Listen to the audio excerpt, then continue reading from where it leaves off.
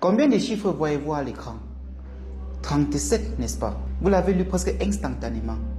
Mais pourquoi ces deux symboles 3 et 7 représentent-ils exactement cette quantité? C'est cette question en apparence toute simple qui va nous amener des mathématiques jusqu'au cœur de votre ordinateur.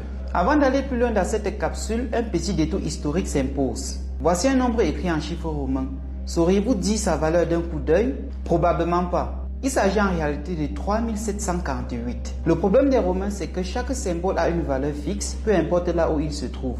Pas de position, pas de calcul simple. Il a fallu attendre l'Inde vers l'an 500 pour qu'apparaisse une idée révolutionnaire.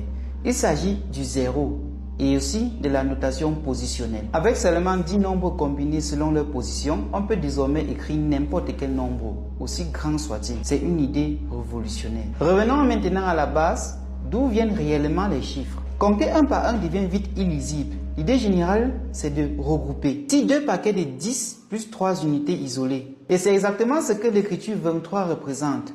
Un 2 pour les dizaines et un 3 pour les unités. Si la position d'un chiffre porte du sens, c'est justement ça la notation positionnelle. Mais pourquoi s'arrêter à 10?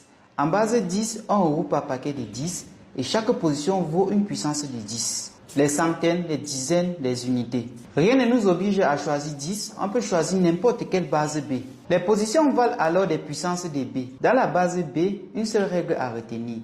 Les chiffres vont de 0 à B-1.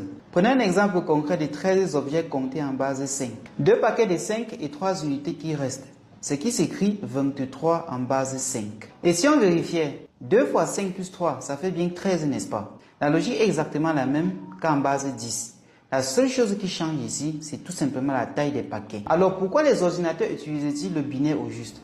La réponse ici est physique, mais pas mathématique. Ici, un transiteur n'a que deux états stables, l'état passant ou l'état bloqué, ce qui correspond à deux symboles, le symbole 1 ou alors le symbole 0. Autrement dit, la base 2 s'impose naturellement. Maintenant, regroupons 8 de ces interrupteurs. On va appeler cela un octet. Ici, chaque position vaut une puissance de 2. 128, 64, 32 et j'en passe. En additionnant les positions actives, on retrouve exactement la valeur décimale correspondante. Cette suite de 0 et de 1 n'est donc rien d'autre qu'un nombre écrit en langage naturel des circuits. Ces interrupteurs, une fois assemblés, permettent des vrais calculs grâce aux portes logiques. La porte E ne laisse passer un signal que si ces deux entrées sont actives en même temps.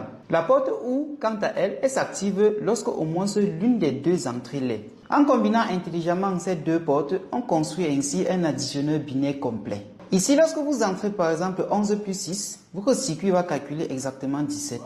Exactement ce qu'aurait fait votre calculateur. Sauf